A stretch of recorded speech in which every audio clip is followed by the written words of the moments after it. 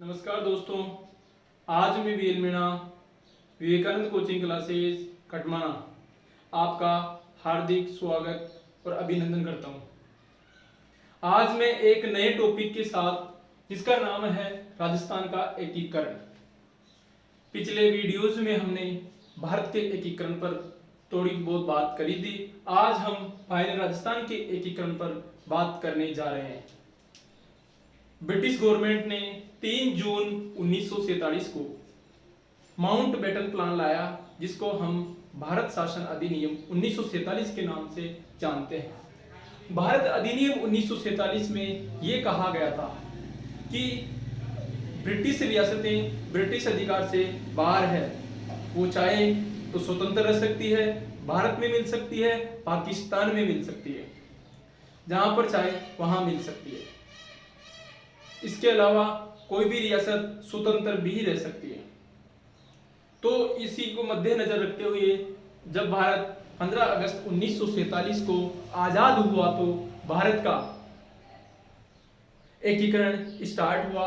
उसी के तहत हमारे राजस्थान, जिसको उस समय राजपूताना कहा जाता था, इसका भी एकीकरण आरंभ हुआ। वर्ष 1947 में राजस्थान में 19 रियासतें और 3 ठिकाने थे। 19 देशी रियासतें थी जिनका गठन भारत शासन अधिनियम 1935 के तहत किया गया था। इनमें से अधिकांश रियासतें भारत में यूं ही विलीन हो गई। लेकिन हम बात करते हैं राजस्थान के 3 शासकों की जिन्होंने राजस्थान में मिलने से विरोध किया, जिनमें पहला शासक था महाराजा हनुमंत सिंह। ये भारत जोधपुर रियासत को भारत में नहीं मिलाकर पाकिस्तान में मिलाना चाहते थे, लेकिन इनको भारत छोड़कर जाना पड़ा और जोधपुर रियासत राजस्थान के एकीकरण के चौथे चरण में राजस्थान का हिस्सा बन गई।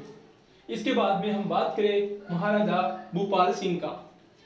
भूपाल सिंह मेवाड़, गुजरात और मालवा को मिलाकर अलग से मालवा राज्य बनाना चाहता था, लेकिन यह भी अपने काम में असफल रहा और तीसरे चरण में, जो कि राजस्थान का तीसरा चरण था, उसमें ये मेवाड़ रियासत भी राजस्थान का हिस्सा बन जाती है। और एक था चंदूवीर सिंह, जो कि बांसवाड़ा और डूंगरपुर का शासक था।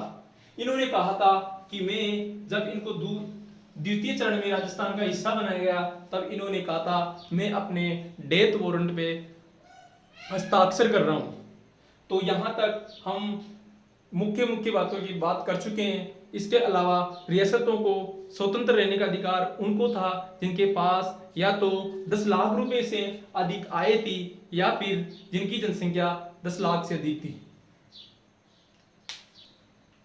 अब दोस्तों, हम राजस्थान के एकीकरण के प्रथम चरण की विशेष बातों पर नजर डालते हैं।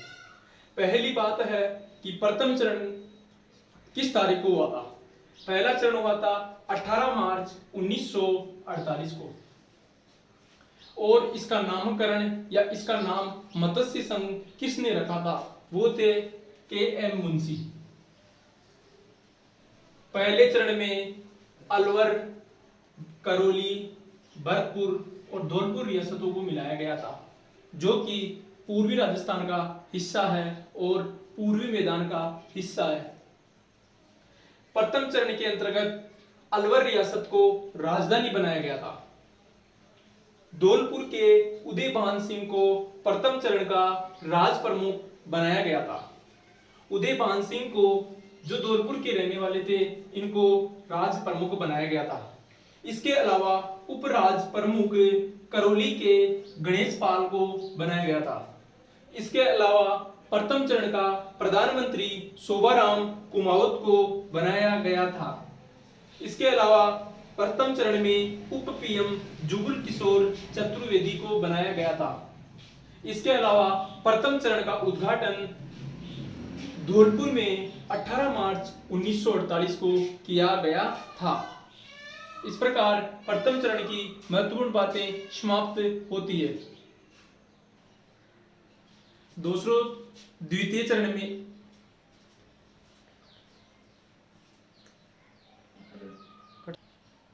प्रथम चरण में अलवर के नीमराणा ठिकाना को शामिल किया गया था।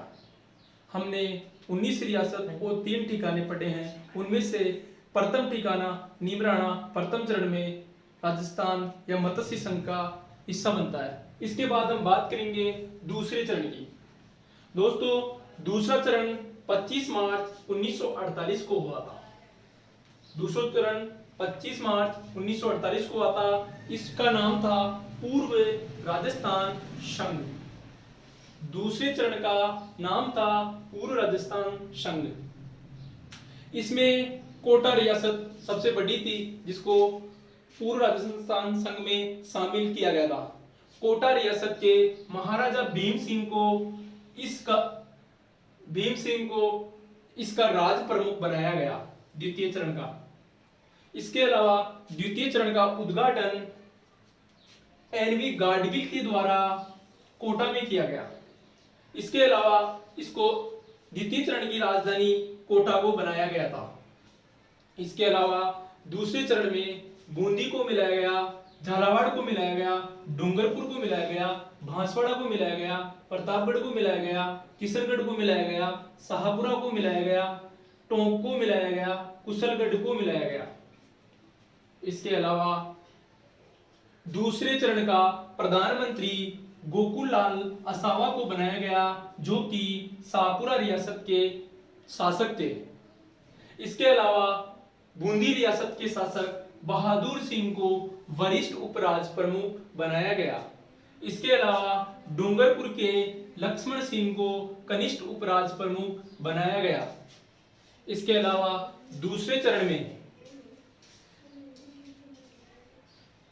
शाहपुरा और किशनगढ़ 2 ऐसी रियासतें थी जिनको तोपों की सलामी लेने का अधिकार नहीं था ब्रिटिश काल में। इस प्रकार दूसरा चरण समाप्त होता है और हम तीसरे चरण पर पहुंचते हैं। दोस्तों दूसरे चरण के बाद हम बात करें राजस्थान के एकीकरण के तीसरे चरण की। तीसरा चरण तारीख थी 18 अप्रैल 1948।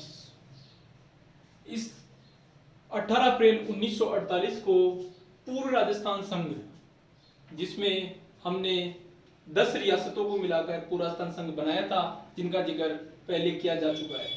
पूर्व राजस्थान संघ प्लस मेवाड़ रियासत, मेवाड़ रियासत का मतलब उदयपुर, इनको मिलाकर संयुक्त राजस्थान संघ बना। संयुक्त राजस्थान संघ का जो राज प्रमुख था वह महाराजा भूपाल सिंह उदयपुर थे।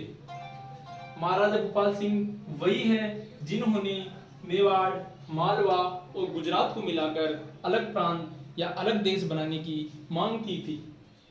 इनको 18 अप्रैल 1948 को हमारे राजस्थान का हिस्सा बना दिया गया संयुक्त राजस्थान के तहत। इसके अलावा बूंदी के बहादुर सिंह और डूंगरपुर के लक्ष्मण सिंह को कनिष्ठ उपराज प्रमुख बनाया गया। इसके अलावा कोटा के भीम सिंह को वरिष्ठ उपराज प्रमुख बनाया गया। इसके अलावा तृतीय चरण का उद्घाटन उदयपुर में किया गया था और इसकी राजधानी भी उदयपुर को बनाया गया था। उदयपुरी तो उद्घाटन था और राजधानी भी उदयपुर ही थी तीसरे चरण की। इसके अलावा जवाहरलाल नेहरू ने 18 अप्रैल 1948 को तीसरे चरण का उद्घाटन किया और इस प्रकार राजस्थान की 3 चरण 18 अप्रैल 1948 तक पूरे हो गए। इन तीनों चरणों में राजस्थान का पूर्व और दक्षिणी हिस्सा राजस्थान का बन चुका था, जिसमें आधुनिक जिलों की बात करें अलवर, भरतपुर, दौसा, करौली, सवाई माधोपुर, कोटा, बूंदी, बारा, झालावाड़, डूंगरपुर, बांसवाड़ा, प्रतापगढ़, टोंक आदि जिलों को राजस्थान का हिस्सा बना दिया गया और तीसरे चरण का नाम संयुक्त राजस्थान कर दिया गया। इसके अलावा हमने 3 चरण पढ़े हैं। अब दोस्तों हम हमारे राजस्थान के एकीकरण के चौथे चरण में पहुंचते हैं और चौथा चरण 30 मार्च 1949 को संपन्न होता है। राजस्थान के एकीकरण का चौथा चरण 30 मार्च 1949 को होता है। इसमें बृहद राजस्थान, जिसको हमने पिछले चरण में पढ़ा था, प्लस उसमें संयुक्त राजस्थान, प्लस उसमें दोस्तों इस चौथे चरण का नाम बृहद राजस्थान रखा गया। और इस बृहद राजस्थान में संयुक्त राजस्थान प्लस जयपुर, जोधपुर, बीकानेर और जैसलमेर रियासत को मिलाया गया। जयपुर, जोधपुर, बीकानेर प्लस जैसलमेर रियासत को मिलाया गया। चौथे चरण का उद्घाटन जयपुर में किया गया सरदार वल्लभ भाई पटेल के द्वारा, जो कि तत्कालीन गृह मंत्री थे। भारत के तत्कालीन गृह मंत्री के द्वारा जयपुर में चौथे चरण का उद्घाटन किया गया। इसके बाद में हम बात करें तो इस चौथे चरण का राज प्रमुख सवाई मानसिंह सेकंड को बनाया गया, जो कि जयपुर रियासत के महाराजा थे। उनको चौथे चरण का राज प्रमुख बनाया गया।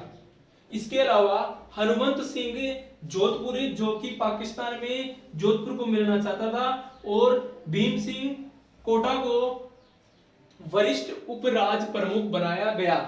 इसके अलावा हम बात करें तो बहादुर सिंह बूंदी और लक्ष्मण सिंह डूंगरपुर को कनिष्ठ उपराज प्रमुख बनाए गए। इसके अलावा इस चरण में प्रधानमंत्री का पद हीरालाल शास्त्री को दिया गया, जिन्होंने अपनी पत्नी की याद में 1935 में वनस्थली विद्यापीठ की स्थापना की थी।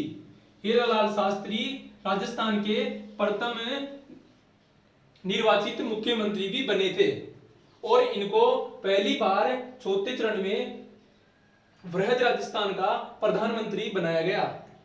इसके अलावा चौथे चरण में इंपोर्टेंट बातें हैं, जो कि एक समिति बनाई गई थी, उसका नाम था सत्यनारायण राव समिति।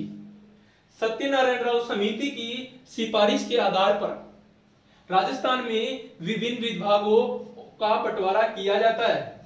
इस समिति की सिफारिश के आधार पर, अर्थात सत्यनारायण राव समिति की सिफारिश पर जयपुर को परमानेंट राजस्थान की राजधानी 30 मार्च 1949 को बना दिया जाता है। डायरेक्ट एग्जाम में प्रश्न आता है कि राजस्थान की राजधानी जयपुर किस चरण में बनी और किस समिति की सिफारिश पर बनी, तो उसका आंसर है सत्यनारायण राव समिति की सिफारिश को जयपुर को राजधानी 30 मार्च 1949 में बनाया गया था। इसके अलावा राजस्थान की हाई कोर्ट, जिसकी स्थापना अगस्त 1949 में होती है, यह भी जोधपुर को दिया जाता है। बाद में इसकी एक बेंच जयपुर में स्थापित की जाती है। इसी समिति की सिफारिश के आधार पर राजस्थान का एजुकेशन डिपार्टमेंट या शिक्षा विभाग बीकानेर को दिया जाता है। इसी समिति की सिफारिश पर राजस्थान का शिक्षा विभाग बीकानेर को दिया जाता है। इसके अलावा राजस्थान का खनिज विभाग भरतपुर को दिया जाता है, उदयपुर को दिया जाता है। खनिज विभाग आज भी उदयपुर के पास में ही है। इसके अलावा राजस्थान का वन और सहकारी विभाग, जिसका प्रमुख केंद्र कोटा है आज भी। इस प्रकार सत्यनारायण राव समिति की सिफारिश बहुत महत्वपूर्ण है। इसमें जयपुर को राजधानी बनाया जाता है, जोधपुर को हाईकोर्ट दिया जाता है, बीकानेर को शिक्षा विभाग दिया जाता है और खनिज और वन विभाग उदयपुर को दिया जाता है और वन और सहकारी विभाग कोटा को दिया जाता है। इसके अलावा राजस्थान का चौथे चरण में पीएम हीरालाल शास्त्री को बनाया जाता है।